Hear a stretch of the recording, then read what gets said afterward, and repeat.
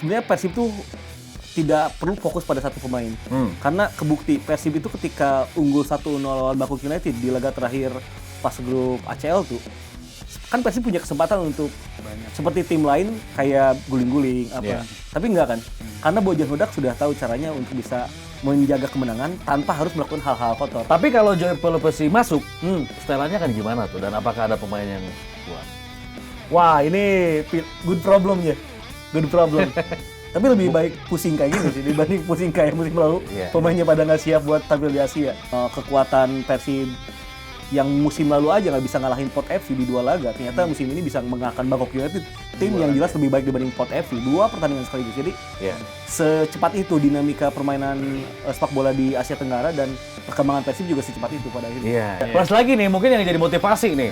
Persija pernah main 2 kali lawan Ratchaburi. Waktu di KL tuh ada 1 turnamen kecil, terus di Bekasi kalau di Patriot ya main. Itu dua-duanya dimenangi sama Persija tuh lawan Ratchaburi. Di laga-laga ketika Persib kalah lawan Persija, lawan Malut, itu Persib tuh kalah pace banget di situ.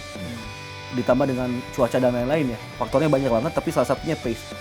Artinya memang ketika main di Super League perlu pemain yang lebih punya energi lebih gitu.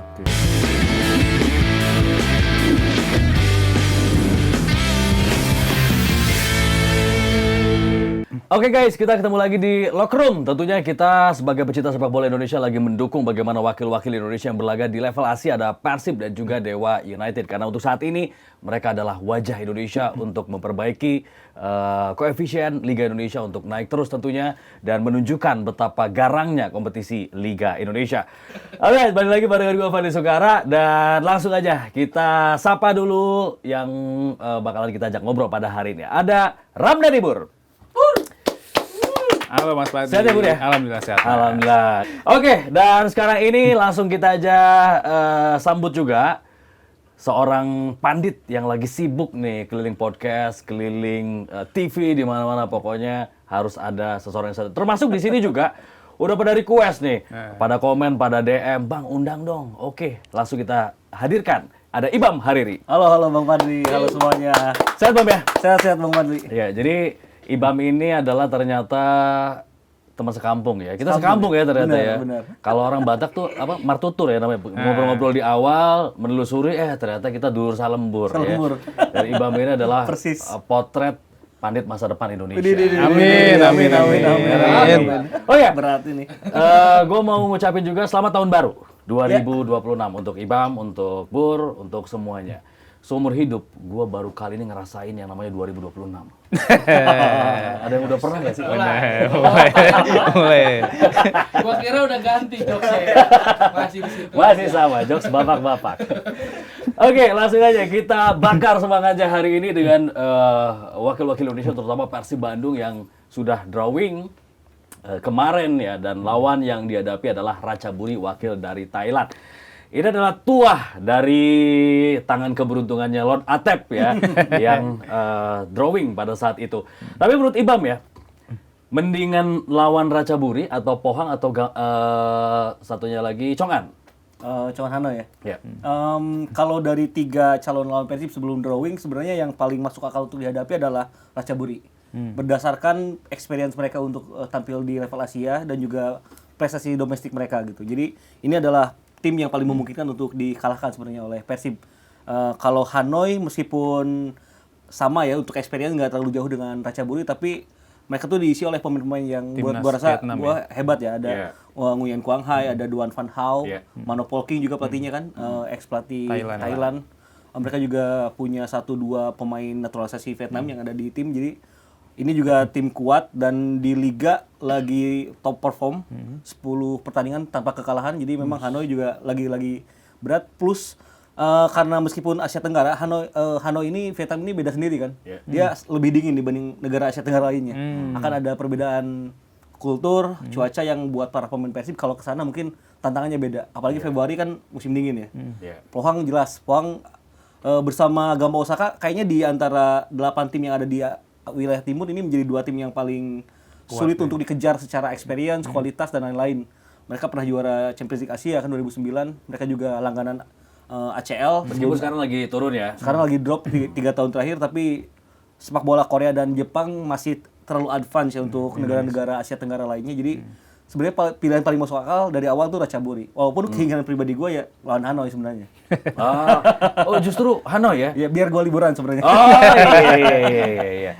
Ditambah lagi mungkin jarak ya. Jarak. Kalau misalnya ke Jepang atau ke Korea jaraknya lebih panjang, waktunya juga butuh lebih banyak. Sementara dihadapkan juga dengan jadwal di kompetisi domestik yang cukup padat ya. Padat banget, benar. Iya. Oke. Tentu ini akan menjadi sebuah kesempatan bagi Persib Bandung menghadapi Ratchaburi. Peluangnya gimana? Kalau kita lihat tim Thailand, wakil Thailand, Bangkok dikalahkan oleh Persib. Apakah ini juga secara matematis Ratchaburi seharusnya bisa dikalahkan oleh Persib? Secara matematis peluang Persib untuk menang lawan Ratchaburi gue rasa juga nggak bisa dikatakan kecil. Ada peluang untuk menang juga. Ya. Kekuatannya nggak jauh beda dengan Bangkok. Saat ini kan Ratchaburi di Thai League-nya juga peringkat kedua di bawah Buriram. Buriram layaknya JDT ya di Malaysia. Jadi emang itu super tim sendiri gitu.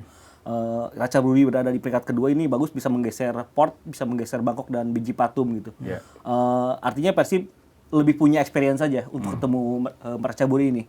Nggak hanya karena Persib udah ketemu Port dan juga Bangkok United di 2 musim ACL terakhir, tapi jangan lupakan Persib training center di Thailand di awal musim ini. Iya. Dan salah satu agenda training centernya adalah uji coba. Meskipun uji coba tertutup, tapi mereka uji cobanya melawan Ratchaburi. Nah, jadi semakin punya formula gambaran formula untuk bagaimana caranya bermain lawan tim tersebut. Nggak tanpa mengurangi rasa hormat ya, walaupun di sana ada Jonathan Kemdi, ada Irfan Fandi dan kalau nggak salah pelatihnya Worawut Srimaka deh. Itu kan legenda timnas Thailand kan. Tapi kayaknya dengan experience Persib yang sudah lebih matang untuk main di Asia dengan performa fase grup yang luar biasa, performa kandang Persib ini musim ini juga edan gitu kan. Dari sekian performa kandang hanya satu kali imbang, selebihnya menang terus. Jadi memang peluang Persib untuk menang dan lolos ke babak 8 besar banget. Ya prediksi gue di 2 pertemuan Persib nggak akan kalah sih. Ini kan kalau ngelihat performa Ratchaburi memang musim lalu di Liga Thailand peringkat 4 ya. Sedangkan di musim ini saat ini menempati peringkat 2, memang tapi gapnya dengan Buriram di posisi puncak tuh jauh ya. Jauh, betul. Sekitar 11 poin kan. Benar. Nah, tapi kalau dilihat sebenarnya apa sih kelebihan Ratchaburi ini yang patut diwaspadai Persib Bandung di laga nanti bulan Februari gitu? Gue ngelihat Ratchaburi lebih compact dan Worawut Srimaka sebagai pelatih permainannya sederhana tapi justru itu efisien buat timnya gitu. Di saat Port coba untuk lebih ofensif, di saat Bangkok United juga terpecah konsentrasi dan pemain-pemainnya juga banyak yang cedera. Ratchaburi dalam kondisi yang fit. Itu yang paling berbahaya. Yang kedua, mereka memiliki pemain-pemain yang emang secara level Asia juga siap tempur gitu. Pemain asingnya 2 kalau salah Leo Arthur itu juga pemain bagus gitu. Terus Jonathan Kemdi dia kapten. Danielson, Irfan Fandi yang lupakan baru saja meloloskan Singapura ke Piala Asia. Jadi memang ini nama-nama yang sudah tahu caranya bagaimana main di level Asia. Itu mungkin yang patut diwaspadai. Yang ketiga, gua rasa yang ngebuat Ratchaburi ini bisa dikatakan lebih berbahaya dibanding Bangkok sekarang. Ratchaburi secara sistem permainan ketika tandang itu nggak neko-neko. Mereka berani bermain full defense untuk agar hasil pertandingan tuh mereka dapatkan. Bagaimana caranya supaya hasilnya mereka dapatkan tuh dapat poin gitu ya? Iya, penting dapat poin aja gitu. Oke, jadi lumayan pragmatis juga ya. Tapi kita lihat dia juga kurang stabil ya, inkonsisten. Di beberapa pertandingan bisa produktif, tapi kita lihat di ACL tuh dari 2 kali kemenangan, 3 kali kemenangan dan 3 kalah, mereka juga buntu dalam 2 pertandingan, deadlock, nggak bisa cetak gol. Iya. Gue tuh baca satu interview sama Irfan Fandi yang di media Thailand. Kekalahan dia yang cukup menohok lawan Gamba kalau nggak salah ya. Itu tuh karena faktor udara katanya. Jadi para pemain Thailand pun nggak terbiasa ketika tandang ke Jepang saat itu. Tapi yang perlu digarisbawahi, mereka juga tidak terlalu tampil apik. Bahkan bersama Ninh Binh tuh poinnya sama kan ya? 9 ya. Sama. Artinya memang mereka hanya unggul di tiebreaker yang detail aja. Mereka juga bukan tim yang produktif. Bahkan di antara tim-tim yang lolos ke putaran kedua, ke knockout ini, mereka produktivitasnya salah satu yang terburuk. Jadi Persib ada kesempatan sebenarnya untuk bisa melihat apa aja yang kurang dari tim Ratchaburi. Dan gua rasa dengan Bojan Hodak yang udah punya plan A, plan B, backup play-nya juga selalu bagus, ya harusnya sih Persib nggak ada masalah. Ini kan Mas Ibam beberapa kali tadi nyebut nama Jonathan Kemdi ya. Jonathan Kemdi ini kan merupakan dulu pernah main di timnas Thailand U23 ya. 2 kali ketemu timnas Indonesia di SEA Games 2021 dan SEA Games 2023 dan dia di SEA Games 2021 jadi public enemy karena memprovokasi wasit sampai akhirnya bikin Ricky Kambuaya dan Rahmat Irianto kartu merah. Sedangkan di SEA Games 2023 dia kartu merah dan akhirnya di ujung dia buang medali juga. Nah, buang medali itu. Dia buang medali ke tribun ya. Dan akhirnya dia bilang mutusin pensiun, tapi walaupun ujung-ujungnya balik lagi ke timnas. Nah, ini kalau Mas Ibam melihat sendiri, dia bakal tertekan nggak sih main di Indonesia karena dia punya track record yang kurang baik gitu ketika menghadapi tim nasional Indonesia. Sebenarnya untuk sebuah tim punya pemain kayak gitu sebenarnya bagus ya.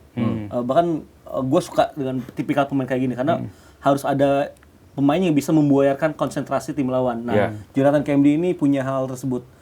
Kalau menurut gue sih dengan umurnya yang semakin bertambah, dia juga udah jadi pilihan inti, bahkan udah jadi vice captain kalau nggak salah di Ratchaburi-nya. Tingkat kedewasaannya yang meningkat ini ngebuat dia justru semakin matang. Pressure yang diberikan oleh publik Bandung, kayaknya dia udah siap sih. Apalagi dengan ngelihat Bangkok gimana main di Bandung gitu kan. Jadi dia udah bisa melihat, udah punya experience dari teman-temannya gimana caranya main di Bandung. Ini tantangan bagi para pemain Persib sebenarnya. Ketika ada pemain lawan dan harus diakui ya, Thailand sama Vietnam ini secara kurikulum pembinaannya mungkin sudah mengajarkan hal tersebut. Bagaimana caranya memprovokasi, bagaimana caranya untuk komunikasi dengan wasit dan lain-lain. Ini justru tantangan bagi para pemain Persib agar tidak terpancing. Di kita belum, Bam ya? Kayaknya belum sedetail itu sih. Kalau personal mungkin ada ya, tapi untuk benar-benar di coaching, untuk bisa nahan emosi, cara komunikasi dengan wasit, cara untuk ngambil pemain dalam tanda kutip agar terhindar dari kartu itu kayaknya belum sampai di coaching gitu. Baru dikasih tahu personal aja bisa sama senior gitu. Ya, kayaknya kalau udah main di internasional udah harus ada ya, karena berkaca dari pengalaman kita nih, entah itu di level klub ya, Persib misalnya, atau di timnas ketika menghadapi tim-tim dari Arab atau Timur Tengah, Bahrain, Arab, itu kan wataknya begitu semua. Jadi memang kita harus bisa mengelola itu. Para pemain juga justru bisa melakukan hal itu, provokatif tapi terukur gitu, yang bisa membuyarkan konsentrasi para pemain lawan ya. Tapi kalau kita lihat dari Jonathan Kemdi sendiri, sebenarnya dia jago nggak sih atau cuma jago provokasi aja? Jago sih, jago. Gua juga di belakang ya. Gua harus jago. Dia tuh sama Elias Dolah kayaknya nggak jauh beda secara kualitas. Tapi bedanya Jonathan Kemdi lebih muda aja, lebih seger aja, lebih fresh. Dan untuk cara mengontrol emosi mungkin Jonathan Kemdi lebih meledak-ledak aja dibanding Elias Dolah. Kalau kita nyari perbandingan kan susah juga nih nyari perbandingan. Untuk kita punya Elias Dolah yang pernah main di Bali United gitu kan. Sebenarnya terlepas dia jago atau enggak, sebenarnya Persib tuh tidak perlu fokus pada satu pemain. Karena kebukti Persib itu ketika unggul 1-0 lawan Bangkok United di laga terakhir fase grup ACL tuh, kan Persib punya kesempatan untuk banyak seperti tim lain kayak guling-guling apa. Tapi enggak kan? Karena Bojan Hodak sudah tahu caranya untuk bisa menjaga kemenangan tanpa harus melakukan hal-hal kotor. Itu yang ngebuat gue pede kenapa meskipun Ratchaburi banyak diisi oleh pemain yang bisa dikatakan jago merusak situasi, ya Persib udah bisa mengantisipasi hal tersebut. Persib bukanlah tim yang ketika unggul 1-0 mengulur-ulur waktu. Bisa dilihat di gas laga terus ya? Iya, di laga melawan PSIS Semarang, kalau nggak salah musim lalu atau 2 musim lalu gitu. Persib sebenarnya bermain dengan 10 pemain. Secara logika dengan kurang jumlah pemain di atas lapangan dan unggul 1-0, biasanya defense, ada aja yang dicari kan. Pura-pura cedera lah, dan pergantian pemain dilama-lamain lah, yang benturan palanya yang sakit perutnya gitu ya. Gitu kan. Tapi Persib tidak melakukan hal itu kan. Main aja kayak biasa gitu. Artinya memang terlepas dari persoalan non teknis, Persib sudah bisa mengawal hal tersebut dengan permainan teknis yang udah lebih matang gitu. Nah, ini kan kebetulan juga ada perubahan peraturan ya di fase knockout. Ada VAR sekarang, kemudian juga pendaftaran pemain baru. Menurut Ibam, ini akan menjadi hal yang menguntungkan atau gimana buat Persib? Sudah di standar sudah di level emang standarnya harus ada VAR sekarang. Apalagi dengan banyaknya permainan intrik seperti itu, banyak hal-hal yang sebenarnya agak merugikan Persib kan. Termasuk di laga pertama melawan Bangkok United kan harusnya Persib gua rasa Andre Yung brace harusnya di momen itu ya. Tapi lagi-lagi ya karena ketiadaan VAR tidak ada yang mengcover. Ini tidak bisa lagi ditawar-tawar. Bahkan harusnya di fase grup musim depan harus sudah ada sih. Benar. Kalau untuk registrasi jelas karena Persib kan sudah jelas bakal tidak akan direpot oleh WM10 si gelandang serang tersebut. Artinya pasti akan ada nama yang masuk di posisi tersebut juga. Dan harapannya bisa membuat Persib tidak hanya upgrade tapi juga bisa langsung dapat pace-nya gitu di Asia. Ini yang agak tricky bagi Persib buat nyari penggantinya tuh. Oke. Soal nomor 10 tahan dulu ya. Iya. Nah, kemudian juga ini hitungannya adalah atau tiebreaker-nya bukan gol tandang ya. Nggak ada gol tandang tuh nanti. Jadi kalau misalnya poinnya sama, terus perpanjangan waktu sampai adu penalti tuh setelah 2 kali home and away. Advantage buat Persib karena Persib juara grup, peringkat pertama di grup artinya akan tandang terlebih dahulu ya. Ya. Kandangnya nanti di laga kedua. Jadi sebenarnya kalau mau pinter-pinteran yang namanya permainan tim di cup competition yang knockout stages ini harusnya tim itu emang cukup tampil jago di hari itu aja. Untuk bisa menang sejauh mungkin. Artinya nggak perlu kita menang, bisa Persib berambisi menang 4-5-0 gitu di kandang lawan, nggak perlu juga maksudnya. Menang 1-2-0 cukup. Menang 1-0 bahkan cukup. Bahkan imbang aja cukup. Yang penting di kandangnya menang gitu. Menang di kandang pun nggak usah yang habis-habisan supaya pengen cetak rekor apa, nggak usah. Yang penting menang 1-2-0 cukup. Ya agar lebih apa ya, naik aja gitu secara performanya. Nanti dapat peaknya mungkin di laga 8 besar atau semifinal mungkin kan itu bakal lebih ideal gitu. Artinya harus terukur aja di persiapan Persibnya gitu. Benar. Mas Ibam, ini kan kalau kita ngelihat Ratchaburi FC nih, dari komposisi pemain ada satu yang menarik nih. Ada yang namanya Faik Bolkiah kan. Dia tuh merupakan jebolan Leicester City. Dia juga pernah main di Akademi Chelsea juga kan. Pernah main di Maritimo, tapi di sekitar 5-6 tahun terakhir akhirnya lebih banyak main di Thailand. Nah, kalau menurut laporan media Inggris ini The Sun, dia dicap sebagai pesepak bola terkaya di dunia kan. Dia katanya punya harta tuh 20 miliar dolar tuh, kalau dikonversi ke rupiah tuh sekitar 333 triliun. Nah, tapi kalau Mas Ibam melihat sendiri nih, pemain sebenarnya punya kualitas nggak sih?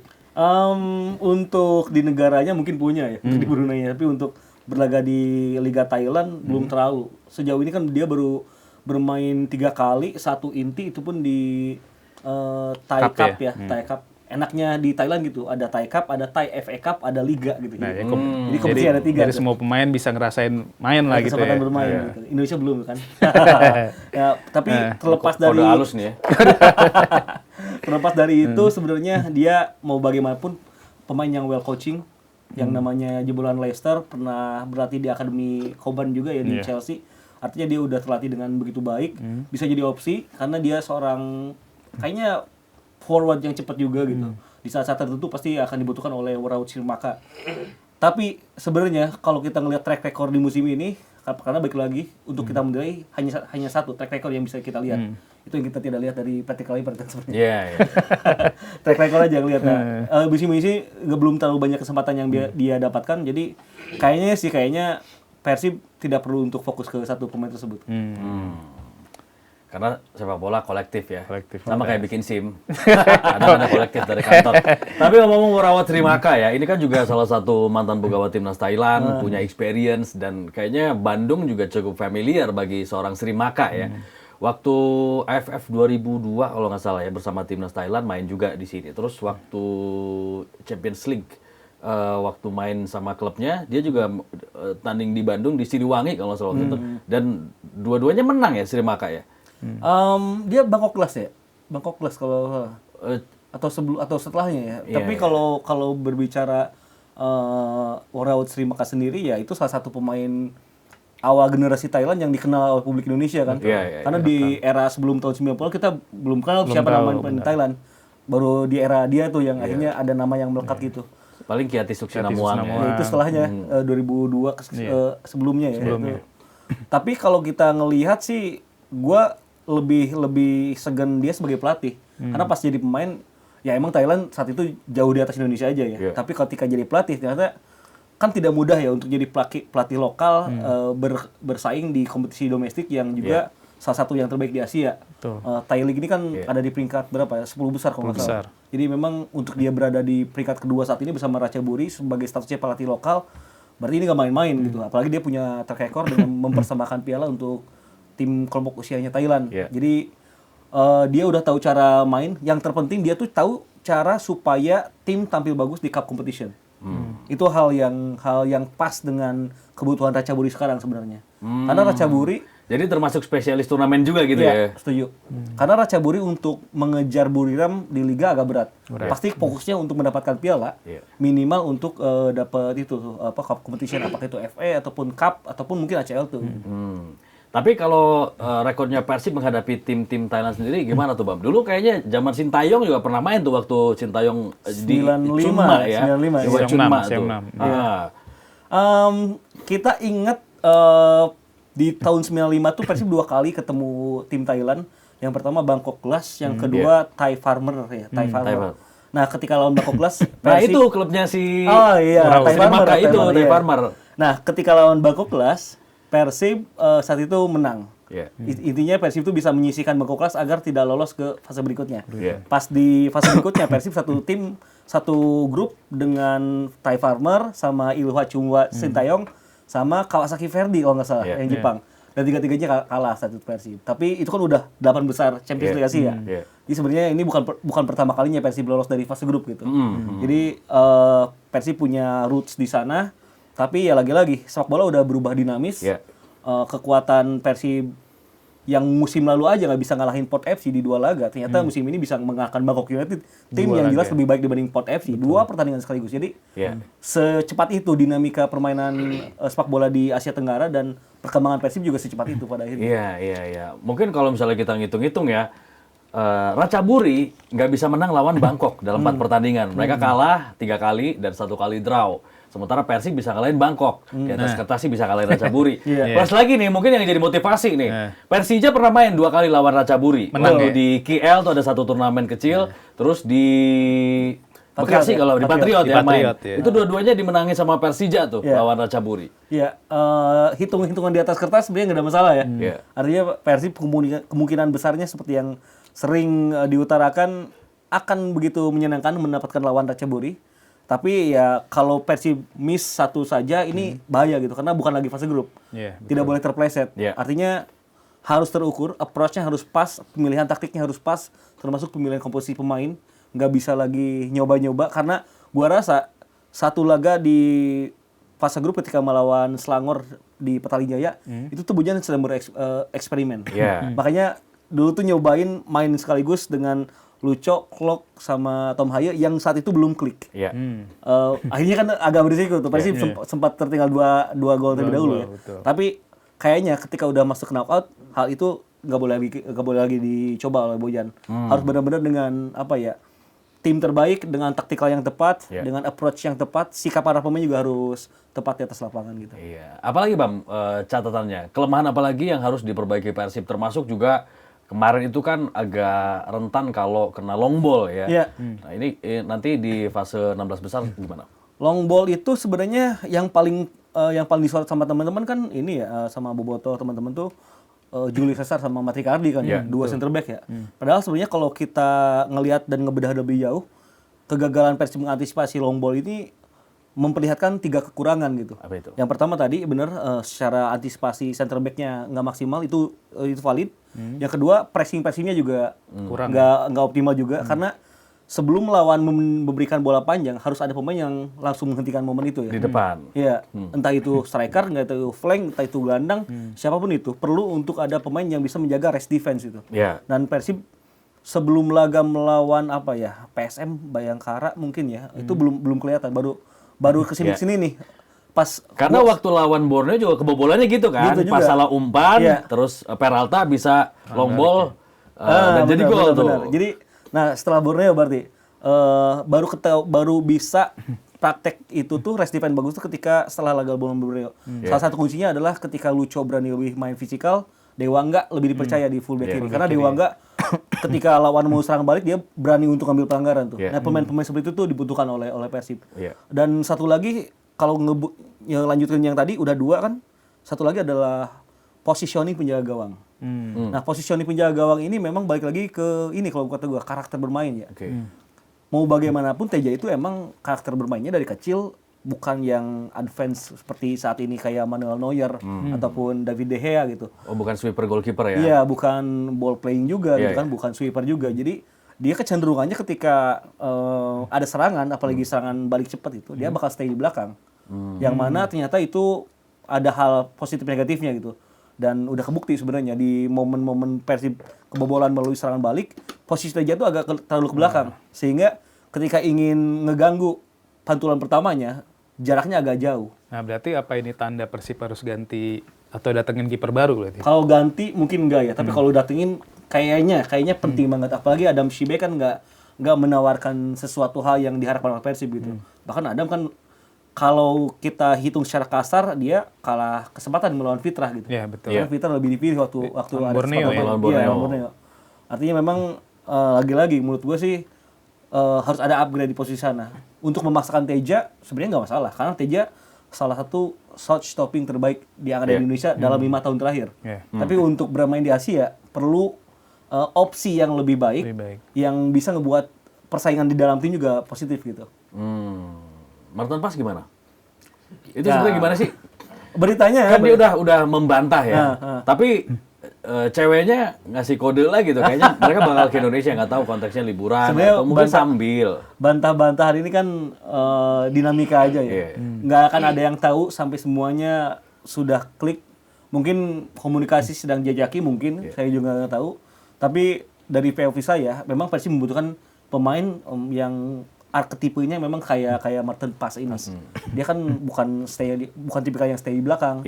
Dia juga delivery bolanya bagus, distribusi passingnya juga oke gitu. Shot stoppingnya juga terbukti, punya pengalaman juga. Ya sebenarnya nggak ada hal yang membuat Bobotoh tidak mau Martin Paes. Pasti mau. Jadi kalau dia datang syukur, tapi kalau enggak ya Persib harus bergerak nih nyari pemain yang punya arketip beda sama Karena Teja. Prispek 90% akan out ya. Untuk kabar terakhir kan nggak ada statement seperti itu. Tapi kalau kita ngelihat dinamika, ya jelas dengan adanya pemain asing harus ngasih value dong. Sejauh ini Adam Prispek nggak ngasih value itu. Dan artinya memang ketika ada kesempatan di window transfer yang akan dibuka Januari, ya gua rasa ini saatnya kesempatan Persib untuk kalau emang pengen melaju sejauh mungkin di Asia. Kesempatannya sekarang untuk nambah amunisinya gitu ya. Satu di posisi penjaga gawang ya. Terus juga nanti lini tengah akan diperkuat dengan adanya Joy Pelupesi. Wah ini kabarnya udah rame banget, tapi kan pada kenyataannya belum 50% bahkan yang menuju ke sana gitu. Lagi-lagi komunikasi pasti udah dijalankan dan tapi kalau menurut pandangan saya pribadi gitu, kemungkinan siapa yang akan datang justru yang paling mungkin adalah Joy. Iya. Ya kemarin tuh di Bojan Hodak tuh dalam wawancara dengan media tuh bilang katanya sejauh ini Persib kalaupun mendatangkan pemain baru tuh harus jadi starting 11 kata dia. Itu satu. Terus juga tapi kata dia sejauh ini belum ada komunikasi. Nah ini gimana? Ini diplomatis aja atau ada apa tuh? Aki-aki gede. Yang pertama Bojan itu media handlingnya oke banget. Bagus ya. Untuk orang Bandung, untuk Bobotoh yang agak impulsif, yang agak gampang kebakar gitu dengan isu-isu yang tentang pemain-pemain baru, Bojan itu ngeredamnya bagus banget. Dia tidak mengiyakan, tapi juga dia tidak menggakkan gitu. Di antara di abu-abu aja gitu. Jadi itu bagus banget. Artinya memang ketika Bojan udah ngomong gitu, ya tunggu aja. Kalau melanjutkan obrolan yang tadi, ya ketika Joy kontrak sama Lomelnya udah beres gitu, ya sebenarnya ini kesempatan Persib juga untuk ambil gitu. Tinggal approach-nya seperti apa, komunikasinya seperti apa, offeringnya seperti apa, karena Joy pun tidak ingin melewatkan apa yang sudah didapatkan oleh Tom Haye sama Eliano dong. Persib calling. Malam-malam indah di Asia ya. Makanya memang dibutuhkan sekali ya adanya penguat kekuatan Persib Bandung di lapangan tengah. Sejauh ini Mark Klok, Tom Haye dan juga Lucho sudah cukup bagus, tapi lebih kuat lagi kalau misalnya ada seorang breaker murni ya. Itu kata kuncinya di breaker murni. Di lini tengah Persib sekarang itu kuantitinya pas, nggak terlalu banyak, nggak terlalu sedikit, kualitasnya oke. Tapi untuk posisi yang lebih detail, gelandang bertahan dan pemutus serangan itu tuh nggak ada yang benar-benar matang.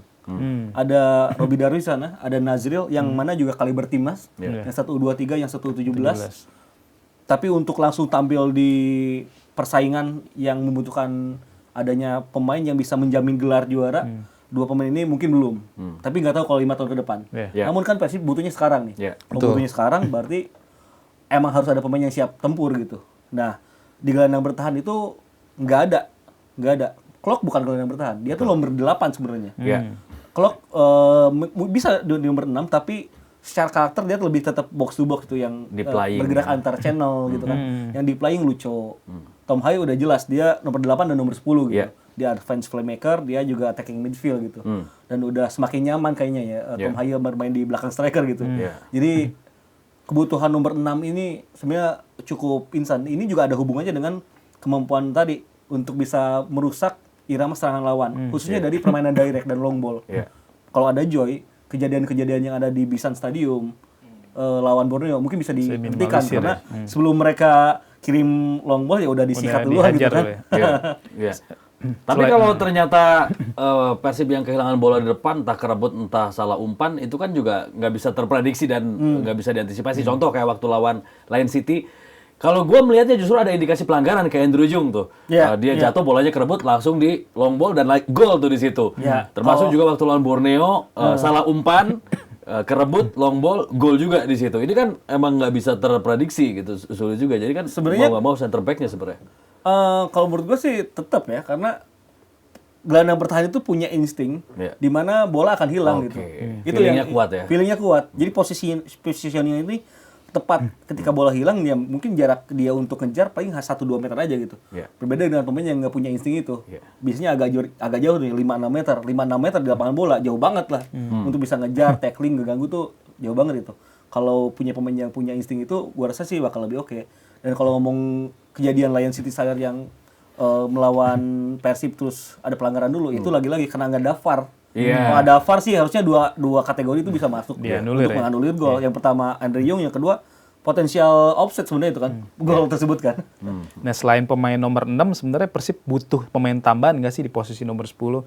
Kalau Mas Ibang melihat tuh kan sebenarnya di posisi nomor 10 tuh ada beberapa pemain yang dicoba ya. Ada Tom Haye, kadang-kadang Lucho juga, terkadang Beckham.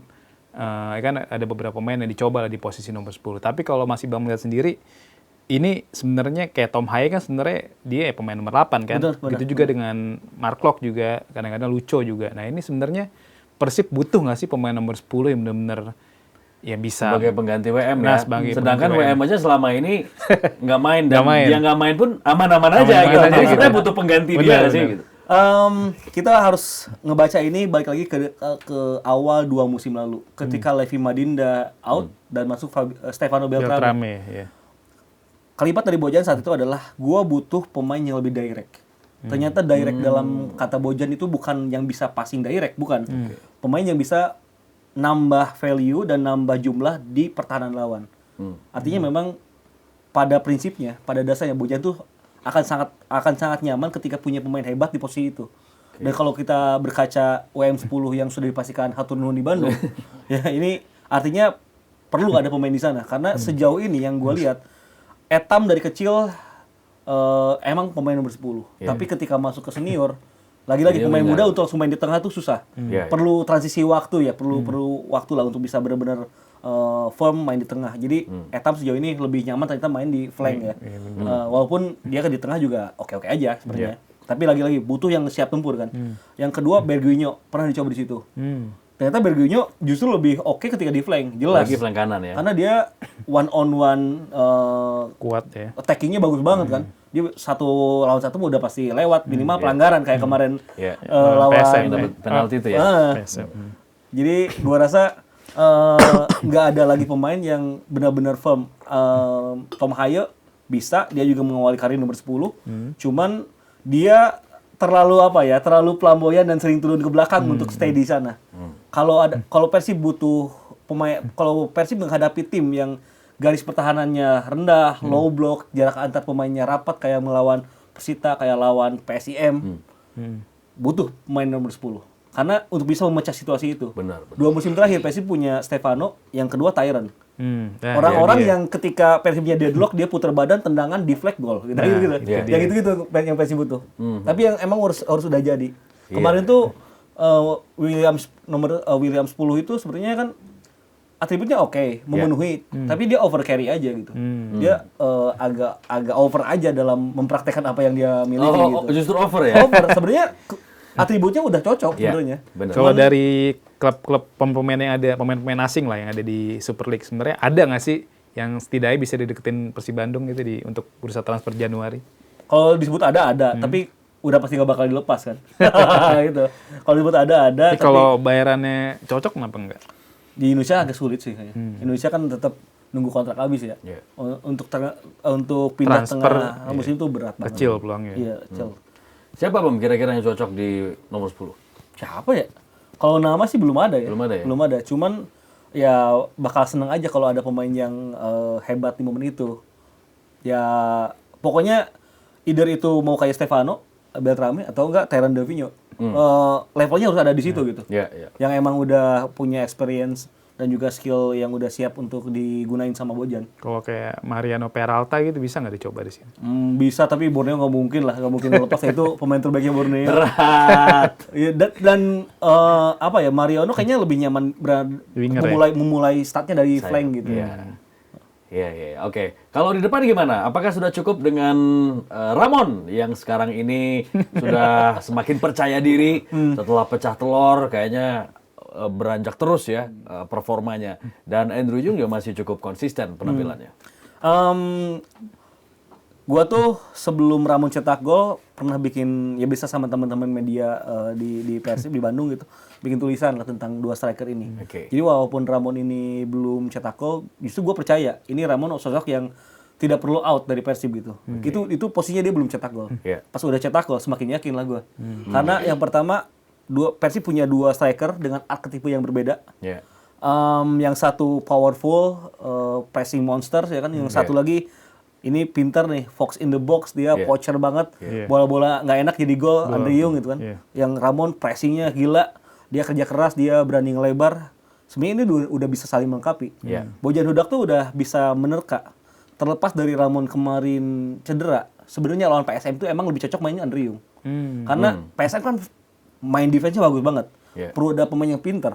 Dan Andrew Yung kebukti di momen itu bisa cetak gol dari tendangan sudut yang sebenarnya PSM udah ngerahin semua pemainnya di kotak penalti gitu.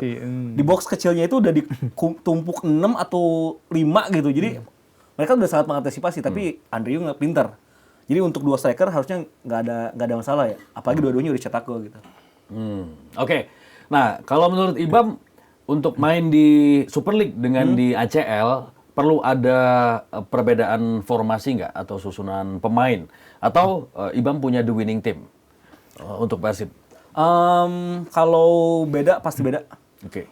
Di Indonesia tuh temponya lebih tidak terukur ya. Kadang kenceng banget, kadang lambat banget gitu. Jadi fluktuasinya terlalu gila, naik turunnya gila banget. Naik turun bukan performa tapi tempo, pace di lapangan gitu. Artinya di laga-laga yang sudah jalani oleh Persib, di laga-laga ketika Persib kalah melawan Persija, melawan Malut, itu Persib tuh kalah pace banget di situ. Ditambah dengan cuaca dan lain-lainnya, faktornya banyak banget, tapi salah satunya pace. Artinya memang ketika main di Super League perlu pemain yang lebih punya energi lebih gitu. Kalau di Asia justru harus yang bisa berpikir lebih. Kalau di Indonesia berpikir doang nggak bisa, kena antem terus sama lawannya gitu. Tapi kalau di luar negeri main fisikal terus dengan skill-skill individu, kejadiannya kayak Persib di musim lalu bisa dikalahkan oleh sistem gitu. Jadi memang approach-nya pasti akan berbeda. Dan beruntungnya Bojan Hodak meskipun di awal musim Bobotoh ini kan banyak yang pesimis ya dan menyayangkan kenapa pemain-pemain hebat DS, Ciro, Tyrann cabut. Ternyata kebukti sekarang, kejawab sekarang. Persib dengan skuad yang sekarang bisa bermain dengan dua gaya yang berbeda. Yang lebih fisikal di Super League, di domestik, yang lebih sistem ternyata bisa dimain di Asia. Dan ternyata ketika lawan di Super League secara mental sudah lelah, tanpa harus bermain fisik pun, kali ini sistem Persib itu udah lebih sulit untuk diantisipasi oleh lawan mereka gitu. Oke, ini kita coba lihat ya versi Ibam. Kalau di Super League, starting line-up-nya siapa ya? Super League ya? Super League sekarang ya Teja ya kalau belakang. Teja belakang karena harus ada U23 pasti Kakang. Tengahnya Matikardi Barba. Kirinya Dewa nggak? Dewa ya? Dewa nggak? Oke, gue penasaran nih, Eliano taruh di mana nih? Terus? Eliano DM.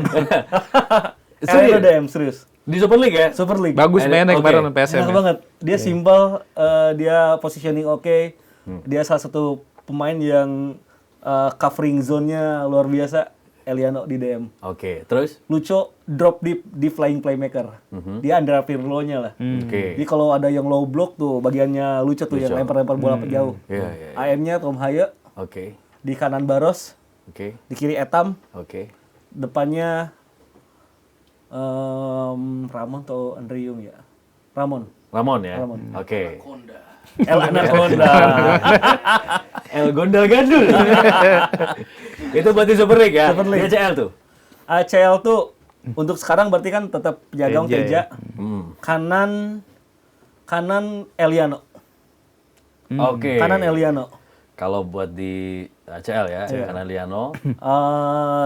Dua tengahnya tetap Matikar di Barba, kirinya tetap Dewa enggak. Oke. Nah, tiganya Klok masuk. Yang Klok, Klok, Tom Haye sama Lucho lagi sama. Oke. Nah, di depannya Barros, Berguinho sama Andriung. Loh, tadi bukannya di Super League Andrew Young juga ya? Ramon kan? Ramon Bangke. Iya. Celana gemes. Terus yang Gimana? Setuju nggak? Etam di ACL tuh main babak kedua aja. Jadi tiba-tiba hat-trick tuh babak kedua gitu kan. Iya. Game Bener-bener. changer. Bener. Etam itu kalau di ACL tuh ya lebih efektif dan lebih bagus aja gitu kalau misalnya masuk dari bench ya. Di domestik kasihan. Kemarin aja kan lawan PSM berapa kali tuh jersey ditarik tuh. Untung jersey-nya bagus jadi nggak robek. Ya. Ini kan kalau tadi dari starting 11 versi Masibam tuh Mark Locke nggak masuk skema ya. Masibam memilih Eliano kan buat main di posisi DM. Nah ini apa memang posisi terbaik Eliano ya di posisi DM atau gimana Masibam? Sebenarnya Atau tanda-tanda ini ya sebaiknya Mark Locke cabut deh bersih itu kalau cabut enggak lah. Itu teman saya juga. Bahkan dia juga tetap butuh ya karena salah satu orang yang ketika di locker room dia salah satu yang paling didengarkan oleh pemain. Dia bisa jadi jembatan juga transfer ilmu dari pelatih ke pemain lokal. Ini pemain yang luar biasa. Tapi yang gua lihat dari laga terakhir ketika melawan tim yang compact kayak PSM bukan tim jelek. Saya selalu salut bagaimana PSM bisa menemukan pelatih bagus dari Hebat ya. dari tahun ke tahun Asli, ini. jago. Dari Dario Kazelik dulu ya yang bawa Piala Indonesia. Terus juga Boyan Hodak, terus Bernardo Tavares, sekarang Albert, juga Bernardo Thomas Tavares. Trocha ya. Thomas Tuchel juga sekarang bagus. Nah, ternyata ketika Eliano main di tengah, dia itu bisa berperan ganda. Gelandang bertahan bisa, tapi di saat yang sama dia bisa sedikit maju ke depan untuk jadi pemain yang bisa bergerak antar channel, menjadi konektor antar lini, dan di saat yang bersamaan Lucho bisa drop deep ke belakang untuk nyaman kayak quarterback kalau di American football. Jadi pemain yang bolanya kasih ke gua tendang jauh, gua lempar kanan kiri gitu kan. Itu tuh Itu kombinasi yang perfect banget itu. Sirkulasinya enak banget. Iya benar. Persib itu tidak main bagus, tidak main cantik melawan PSM. Tapi PSM pun nggak bisa ngapa-ngapain ketika nyerang. Ya, karena Eliano itu. Eliano tuh nutup-nutupnya. Bisa back pegang bola nih. Eliano tahu pasti si back ini bakal passing ke siapa. Orang yang akan dipasingnya ditutup sama Eliano. Serangan PSM jadi nggak kemana-mana. Di laga melawan Persib itu PSM XG-nya cuma 0,68 gitu. Jadi rendah banget sebenarnya. Persib bisa 1, lebih gitu. Jadi 1, sekian. Jadi sebenarnya Persib tanpa banyak peluang pun mengendalikan jalannya pertandingan full di laga tersebut gitu. Iya. Oke, tapi kalau Joy Pelopesi masuk, setelannya kan gimana tuh? Dan apakah ada pemain yang keluar? Wah, ini good problemnya. Good problem. Tapi lebih baik pusing kayak gini sih dibanding pusing kayak musim lalu. Pemainnya pada nggak siap buat tampil di Asia. Yang jelas Joy bakal sangat nyaman di gelandang bertahan. Dia juga bukan pemain yang stay, dia juga energi kanan kiri gitu. Build up-nya juga bagus. Ya kayaknya kalau Joy main, gue sih prefer Eliano di bench sama Klok di bench dan Joy sama Lucho sama Tom Haye.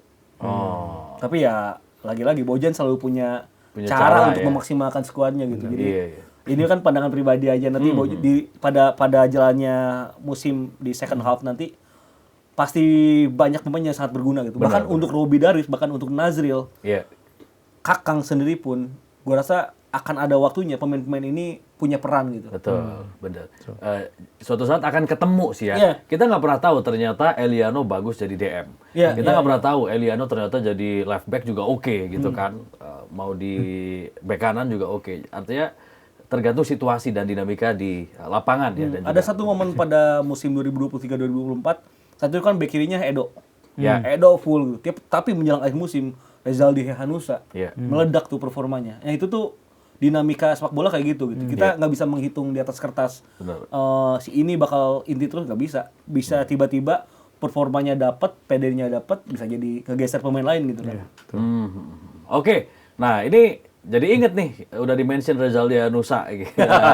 Next, di Super League, Persib akan berhadapan dengan Persik Kediri. Gimana kansnya untuk bisa mempertahankan posisi di puncak klasemen? Sebenarnya agak berat sih ya. Agak berat. Persik Kediri ketika main di kandang tuh oke. Ya. Dan mereka bola matinya karena punya Ezra. Iya. Oh, Ezra lagi on fire. Ezra 6 assist 5 gol ya. Ini Ya. gol assist salah satu yang terbanyak di Super League sekarang. 6 kali jadi man of the match. Benar. Ezra luar biasa. Bojan juga ngakuin ini pemain yang hebat, tapi memang pengen menit bermain yang lebih terjamin dan Persik jadi pilihan yang tepat. Ya. Pemain asing Persik Kediri juga Leon Navasio, lalu juga nama-nama lainnya ini Kiko ya main di sana bagus banget. Gua rasa sih kejadian main nanti akan mirip dengan pertandingan Persib melawan PSIM.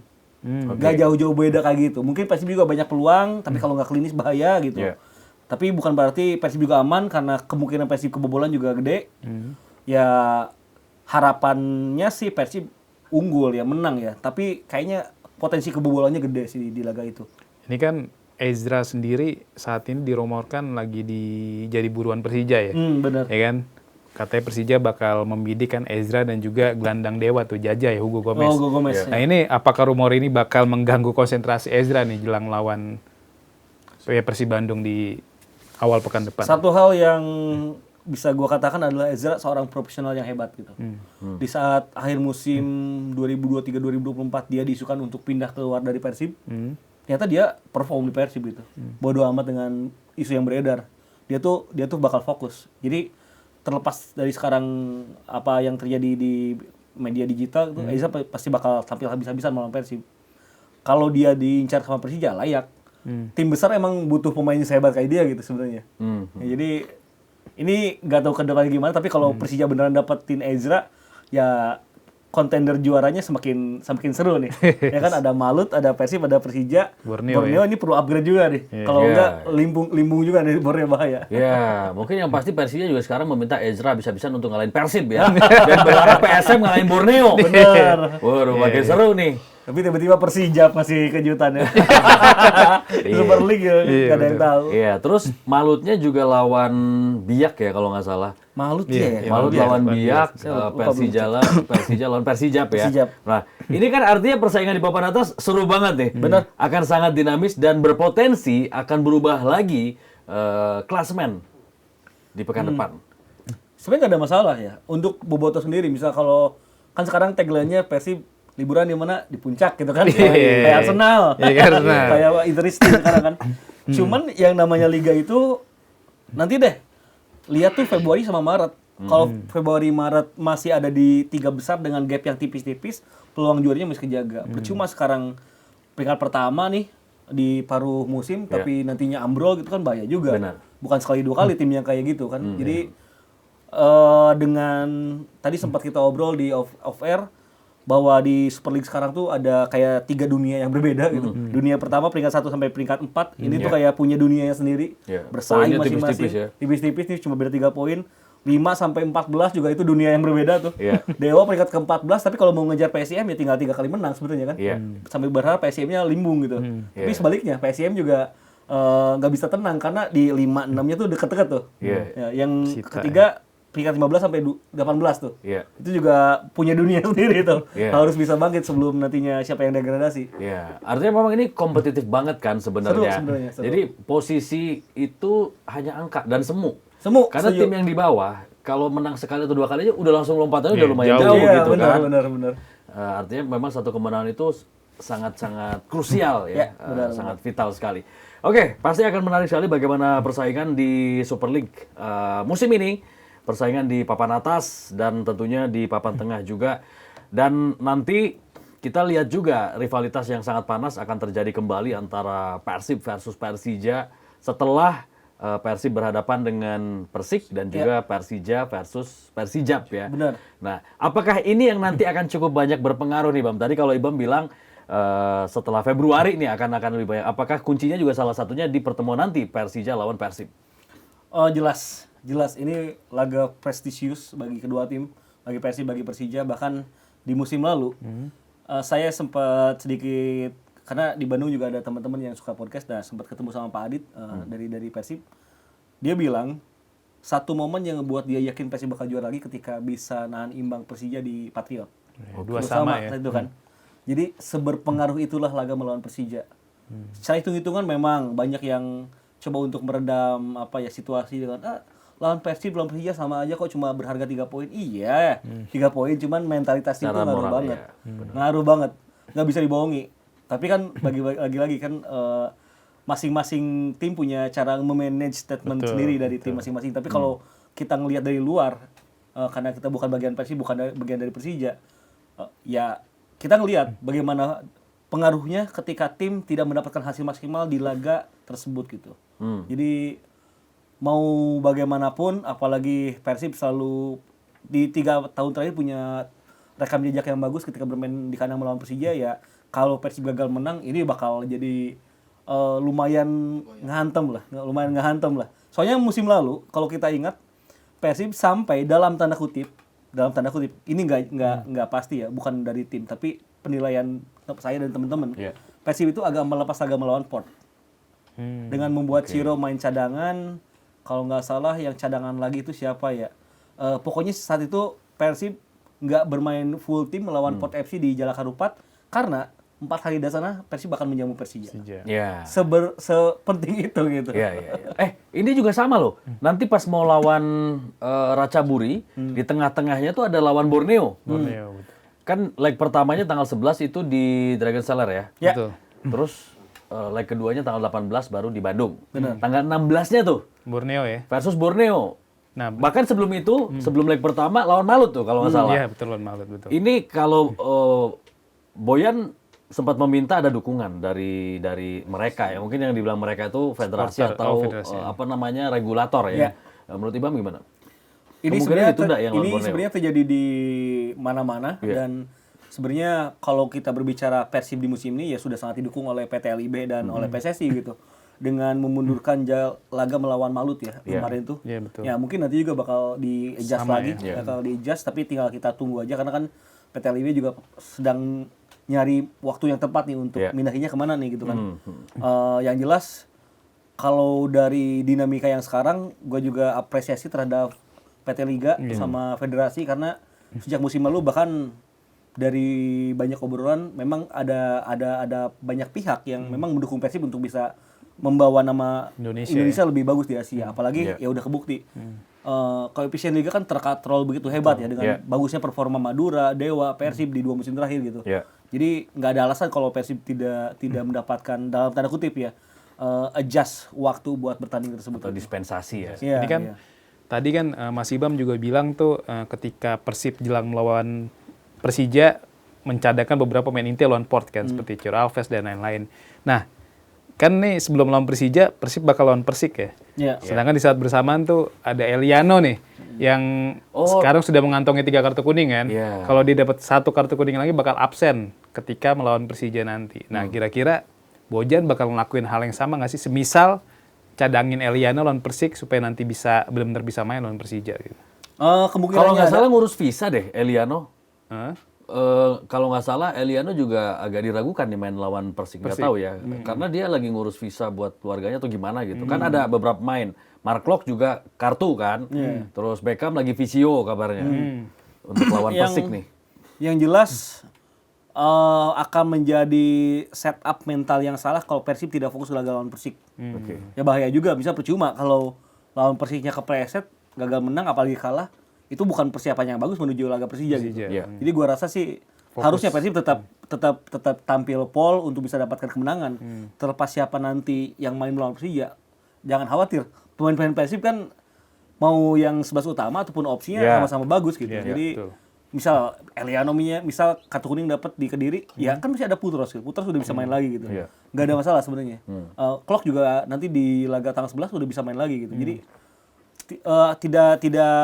tidak boleh ada pemikiran, wah ini harus jaga pemain nih supaya nggak kena kartu. Tapi hasil di pertandingan malah negatif. Benar. Itu ada hal yang salah sebenarnya. Karena memang kedalaman materi pemain yang dimiliki oleh Persib saat ini benar-benar menunjang Persib untuk main di 2 kompetisi dan dalam kondisi apapun ya, termasuk beberapa pemain ketika harus absen atau mengalami cedera. Oke, itu gimana nanti persiapan Persib Bandung untuk menghadapi ACL itu menghadapi Ratchaburi 2 leg di babak 16 besar dan juga persaingan di Super League ya. Kita akan lihat juga ini soal PSSI Award 2026 yang sudah kita dengar semua ya, fans bola Indonesia pasti udah mendengar soal ini dan ada beberapa kategori nominasi. Ya. Ada pemain terbaik, ada penjaga gawang terbaik, ada siapa lagi pemain putri terbaik, gitu-gitu ya. Pemain Tapi yang muda menarik terbaik. nggak ada pelatih ya? Nah, nggak ada pelatih terbaik. Gua harus jujur atau Harus jujur dong. Kayaknya ini ada hubungannya dengan sedikitnya pelatih yang ada di Super League. Kayaknya ya. Oke. Kayaknya. Kan hanya Hendry Susilo Susilo, ya. plus ada satu lagi kemarin. Hendy Susilo dong sekarang. Lokal ya. Ada satu lagi baru. Lupa gua. Di PSBS. Saya tuh udah di Valdo ya di PSBS. Iya, memang sih. Ya kalau nggak 1-2 gitu ya. Apa karena itu faktornya? Mungkin ada karena faktor itu, tapi agak disayangkan karena kalau berbicara pelatih kan nggak cuma yang menangani klub dong. Iya. Bahkan gue berharap kalau ada kategori itu yang mendapatkan kemenangan itu pelatih juga pemain idola saya di posisi tersebut sepanjang masa, Novarianto gitu. Novarianto udah hebat banget bawa Indonesia di Piala Dunia gitu. Iya. Di Piala Asia juga tampil hebat gitu. Jadi agak disayangkan sih ini sektor ini nggak ada apresiasinya untuk pelatih karena di Liga 2 juga beberapa nama masih tampil hebat gitu kan di Championship. Ya mudah-mudahan karena ini masih jadi proses komunikasi mungkin nanti akan berubah, tapi kalau nggak ada ya agak disayangkan aja. Iya. Nah, kemudian juga di pemain terbaik ya. Ini nominasinya kebanyakan pemain belakang nih. Iba melihat apakah memang kita di tengah ke depan kalau berkaca pada Super League ini juga banyak mengandalkan pemain asing atau gimana? Iya dan enggak sih ya. Karena kalau ngelihat di pemain depan sebenarnya juga ada beberapa pemain depan yang bagus. Axel Runtukahu, bagus apa gitu kan. Bener. Tapi kan gue tuh justru mempertanyakan indikatornya apa aja nih yang membuat pemain-pemain ini tidak terpilih dan pemain-pemain ini dipilih gitu. Ya semoga itu sudah melewati kajian yang bagus saja ya. Tapi kalau ngelihat dari yang ada, ya harus diakui ini perlu menjadi bensin bagi para pemain sektor tengah dan depan untuk bisa lebih oke lagi sih. Apalagi dengan regulasi sekarang menjadi tantangannya berat, tapi bisa jadi filter juga mana pemain lokal yang memang punya mentalitas bagus. Untuk nge-challenge nih pemain-pemain asing yang banyak di Liga Indonesia gitu. Ya. Oke. Mungkin teman-teman juga punya pilihan versi masing-masing ya. Pemain terbaik, penjaga gawang terbaik, atau mungkin tim terbaik. Karena sebelumnya lumayan lengkap ya. Ada Asprof terbaik, bahkan ada pelatih terbaik, ada tim terbaik, dan lain-lain. Oke, kita udah di penghujung nih. Ibam mungkin punya harapan. Kalau pagi sarapan ya. Masih ya. Harapan untuk sepak bola Indonesia. Harapan untuk sepak bola Indonesia yang pertama, saya selalu mengulang-ulang kalau diajak bikin konten sama teman-teman, semoga tidak ada lagi korban. Oke. Tidak ada lagi kekerasan berlebih di sepak bola Indonesia. Yang pertama itu, yang kedua semoga kompetisinya nggak cuma liga. Harus ada opsi lain untuk bisa membuat Piala Indonesia. Iya, supaya klub itu nggak cuma fokus di liga doang, ada kesempatan untuk dapat piala juga gitu. Dan itu akan semakin banyak kesempatan main untuk pemain-pemain lokal. Itu hubungannya sama yang tadi. Yang ketiga, semoga timnas pilih pelatih yang oke dengan cara yang oke juga. Itu yang terakhir, ya semoga industrinya juga semakin naik dan ya itu Persib semoga bisa melaju lah. Minimal semifinal harusnya lah. Amin. Oke, itu harapan Ibam di tahun 2024. Jadi harapannya untuk Persib semifinal di ACL ya. Harapannya semifinal. Ya realistisnya sebenarnya 8 besar ya realistisnya. Tapi harapannya semifinal lah. Oke, Kalau udah- nggak sekalian aja final, namanya harapan kan? Iya, harapan semifinal dulu. Oh, semifinal. Kan tahun depan bisa realistis lagi ya. main lagi kan? Iya, iya. Oke, itu dia. Bam, thank you ya. Sama-sama Bang Fadli. Sehat dan sukses terus, Bam. Sama-sama Bang Fadli, Bang gitu. Bur. Oke. Dan teman-teman sampai di sini kita di Locker Room episode kali ini jangan lupa untuk tonton dan juga share, subscribe juga, bunyikan loncengnya juga supaya ikutin terus update dan juga perkembangan dari Locker Room. Adios.